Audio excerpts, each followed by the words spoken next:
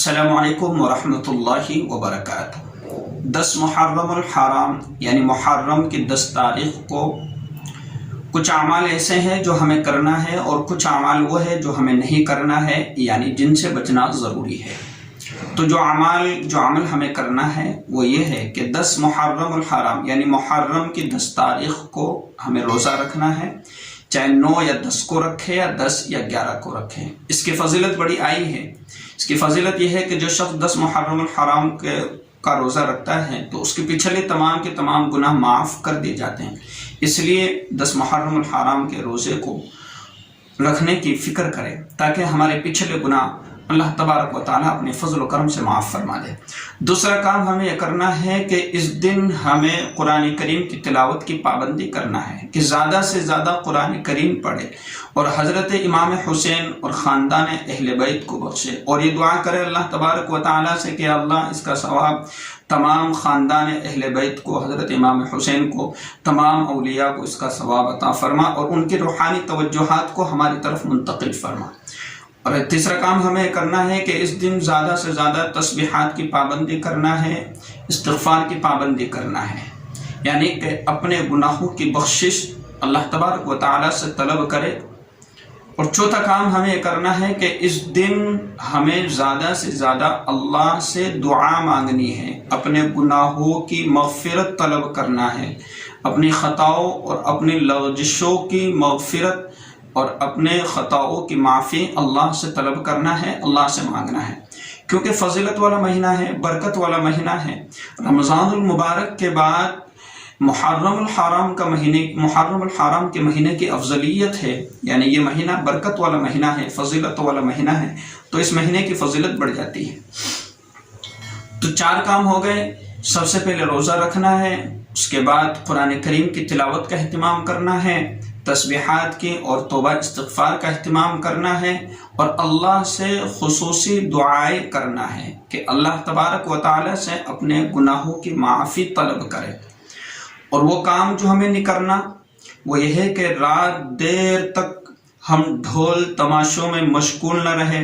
بلکہ ہمیں اس فضول کام سے بچنا ہے کہ ہم رات تک ڈھول بجاتے رہتے ہیں، لوگوں کی نیند خراب کرتے رہتے ہیں، لوگ ہمارے اس عمل سے پریشان ہوتے ہیں۔ تو اللہ کے نبی صلی اللہ علیہ وسلم نے تو ارشاد فرمایا کہ کسی کو تکلیف نہ دیا کرے، لیکن ہم سب سے زیادہ تکلیف دیتے ہیں ایسا عمل کر کے، جبکہ اس کا کوئی ثواب بھی نہیں، بلکہ شریعت میں، اسلام میں اس کی ممانعت ہے اور اس کو ناجائز کہا گیا ہے۔ تو ہم ڈھول تماشوں میں اور فضول کاموں میں مشغول نہ ہوں، بلکہ ہم اپنی عبادات میں لگ کر اللہ کو راضی کرنے اور اللہ کو خوش کرنے کی فکر میں لگے رہے کہ ہمارا اللہ ہم سے راضی ہو جائے اور فضول کاموں سے ہم بچتے رہیں۔ اسی طریقے سے ہمیں جو ہے سڑکوں پر نکل کر کے اور پھر ڈھول تماشوں میں مشغول ہو جانا اور پھر ایسے وہ کام کرنا کہ جو اللہ کو پسند نہیں ہے، تو یہ ہمیں اس تمام کام چھوڑ دینا ہے۔ نمازوں کی پابندی کرنا ہے، نماز کا اہتمام کرنا ہے۔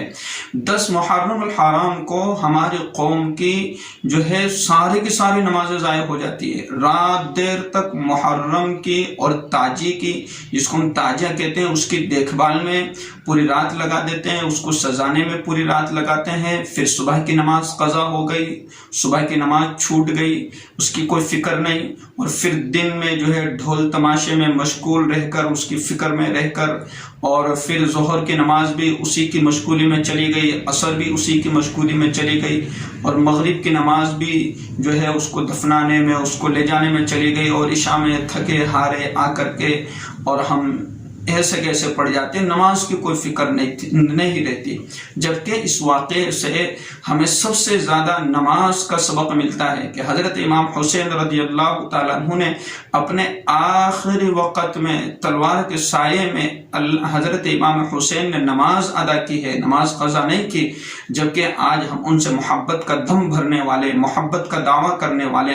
آج ہم اپنی ساری کی ساری نمازوں کو ضائع کر دیتے ہیں، نمازوں کو برباد کر دیتے ہیں، ذرہ برابر فکر نہیں ہوتی۔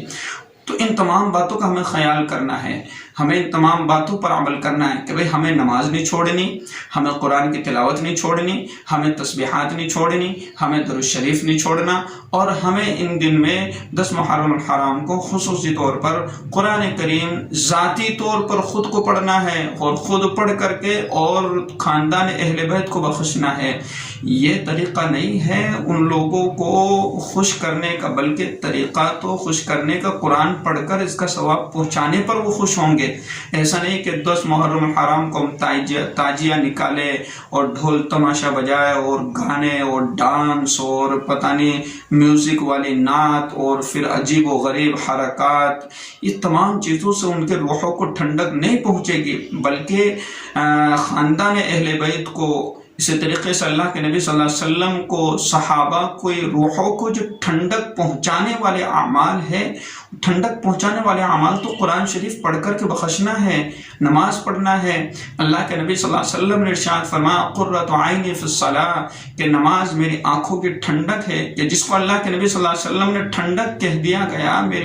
میرے آنکھوں کی ٹھنڈک نماز ہے، نماز میں ہے، تو پھر آج ہم اسی چیز کو ضائع کر رہے، ختم کر رہے، ترک کر رہے، تو یہ عمل درست نہیں ہے۔ تو میرے عزیزوں، مجھے آپ کو یہی پیغام دینا تھا، یہی میسیج دینا تھا کہ 10 محرم الحرام کو ہمیں وہ کام کرنے جو اللہ کو پسند ہے، اور ان کاموں سے بچنا ہے کہ جو اللہ کو بھی،